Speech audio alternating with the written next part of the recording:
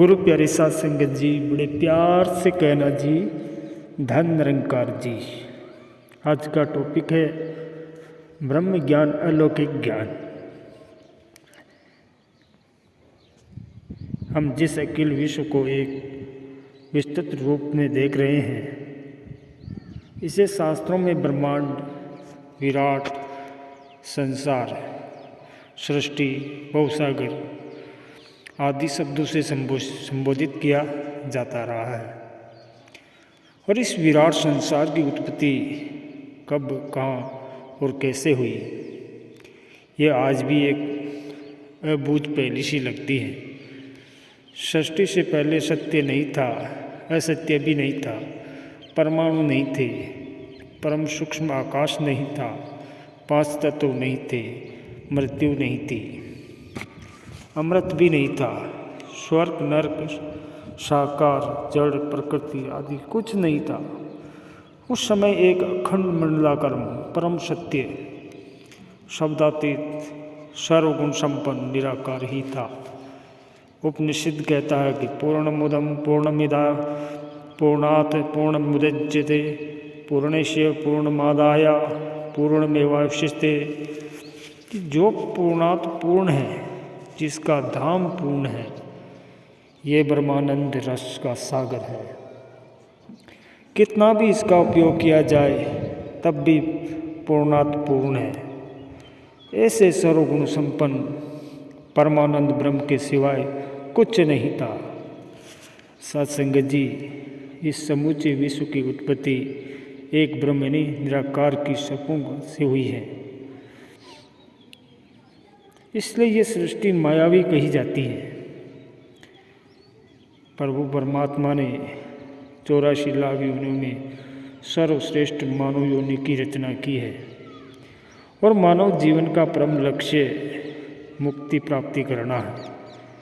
ब्रह्म का ज्ञान प्रदान करने वाली विभूति को हम सद्गुरु के नाम से अभिहित करते हैं।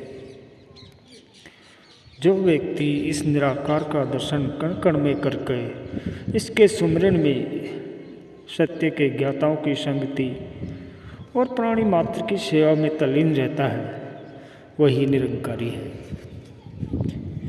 ब्रह्म ज्ञान एक अलौकिक ज्ञान है। इस सत्य के दर्शन के बाद कुछ देखना शेष नहीं रहता। इसके जानने के बाद कुछ जानना भी शेष नहीं रहता। साथ संगत जी, संतों ने इसे प्रत्यक्ष फल देने वाला कल्प वृक्ष कहा है। ब्रह्म ज्ञान के अलावा मोक्ष की प्राप्ति का कोई अन्य मार्ग भी नहीं है। ब्रह्म ज्ञान प्रदान करने वाला सद्गुरु साक्षात परमेश्वर है। उसकी बराबरी कोई नहीं कर सकता। ब्रह्म ज्ञान प्राप्त करने के बाद दैवीय गुण धैर्य हमारा हम सफर बन जाता है। ईश्वर की इच्छा को सर्वप्रिय मानने वाले के जीवन में सब्र और संतोष आ जाता है। सेवा क्रम कमाकर हम यशस्वी बनते चले जाते हैं।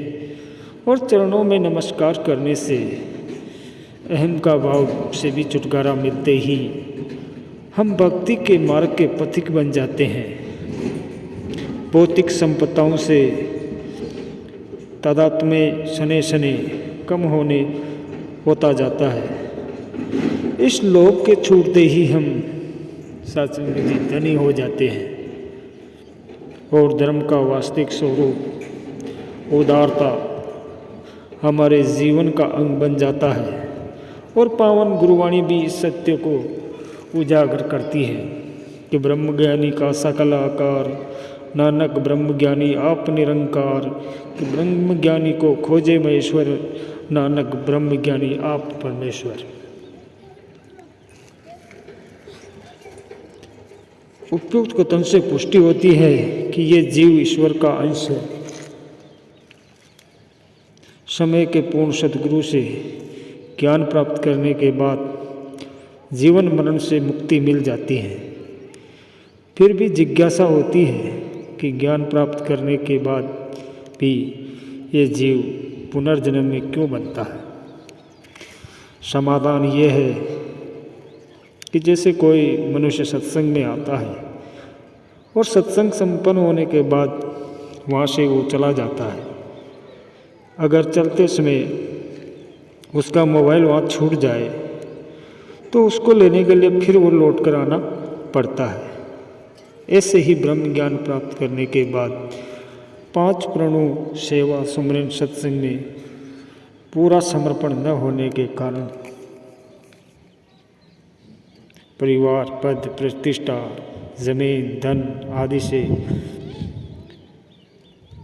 मनुष्य बना रहता है। जीव को मरने के बाद फिर लौट कर आना पड़ता है। ये लालित्य भी पुनर्जन्म का कारण बनता है। योगी राज श्री कृष्ण जी कहते हैं कि मेरे को प्राप्त होने पर जीव को पुनर्जन्म से मुक्ति मिल जाती है, क्योंकि जीव मेरा ही अंश है। परम धाम ही इसका वास्तविक घर है। जैसे रेलगाड़ी में जहाँ तक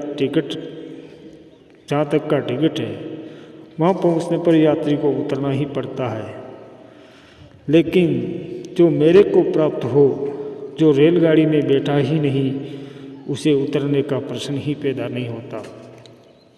इसलिए साधक को सांसारिक भोगों की लेश मात्र भी इच्छा नहीं करनी चाहिए।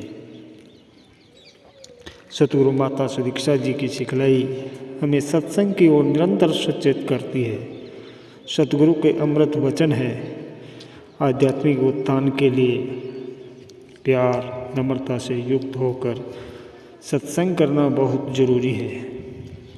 एक बार ब्रह्म ज्ञान लेने का मतलब ये नहीं कि अब हमारी मुक्ति निश्चित है। अंतिम श्वास तक ब्रह्म ज्ञान पर टिकने से ही मुक्ति संभव है, और वो टिकना तभी संभव है जब हम नियमित रूप से सत्संग करें। सद्गुरु द्वारा दिए गए परमात्मा के इस ज्ञान का नाम ही ब्रह्म ज्ञान है। इस विशाल सत्ता को जानते ही मानव का अभिमान स्वयं ही मिट जाता है, क्योंकि साधुसंग जी अब उसे पता चल गया है कि कर्ता मैं नहीं, ये परमात्मा है जो मेरी 5 ज्ञान इंद्रियों व 5 कर्म इंद्रियों को सक्रिय रख रहा है। इसलिए कहा गया है कि ब्रह्म की प्राप्ति ब्रह्म की समाप्ति। कर्ता का भाव ब्रह्म टूटते ही गुरसिक के अंदर दिव्य गुण उजागर होने शुरू हो जाते हैं, और प्यार, नम्रता, करुणा, दया, सद्भावना उसके जीवन का श्रृंगार बन जाते हैं। ये वही पुरुष होते हैं जो मानव जाति का गौरव बनते हैं, जिनके कारण मानवता जिंदा रहती है। साधुसंग जी ये दिव्य पुरुष ही सारा संसार एक परिवार की भावना को फैलाते हैं और एक सुंदर समाज का निर्माण करते हैं जो मानवीय गुणों से भरपूर होता है। इनकी दुनिया प्यार की दुनिया होती है, नफरत की नहीं। ये परोपकारी संत दूसरों के लिए जीते हैं और अपने लिए नहीं। ये दूसरों के कांटे चुनकर उनका रास्ता साफ करते हैं। चाहे ऐसा करने से कुछ कांटे इनके अपने हाथों में भी चुभ जाते हैं। जब जब मानव ने इन रवि पुरुषों की आवाज़ को सुना है, अपने जीवन लक्ष्य को प्राप्त किया है, तब तब धरती पर सतयुग रहा है। सतयुग किसी विशेष काल तथा सीमित नहीं, बल्कि जिन लोगों का जीवन सत्य पर आधारित रहता है वे कलयुग में भी सतयुग का आनंद ले रहे होते हैं। धन्य है वे ब्रह्मज्ञानी जो सदैव रोशन मीनार बनकर भोले भटके मानव को सही दिशा दिखाते हैं और जीवन की दशा सुधारते हैं। इस अज्ञानता के अंधकार में फंसे हुए मानव को फिर से जागृत करने के लिए परमात्मा स्वयं मानव के बीच मानव का रूप धारण करके आता है और वो समझाता है कि हे इंसान, तेरी अहमियत एक पानी के बुलबुले की तरह है। यदि तेरी आत्मा ने परमात्मा रूपी सागर में अपने आप को शामिल न किया तो ये सब सफलताएं व प्राप्तियां तो कौड़ी का मूल्य भी नहीं रखती। सत्संग जी, परमात्मा के इस साकार रूप को ही सदगुरु, पैगंबर, नबी, रसूल आदि नामों से पुकारा जाता है। हर युग में ये इन आध्यात्मिक दिव्य पुरुषों ने मानव को समझाया है कि सच दी बाल च बंदा एवे कसदा धोखा खांदा है, कहे अवतार गुरु ओ पूरा जो यह पर्दा लांदा है। सत्संग जी, प्यार से कहना जी, धन निरंकार जी।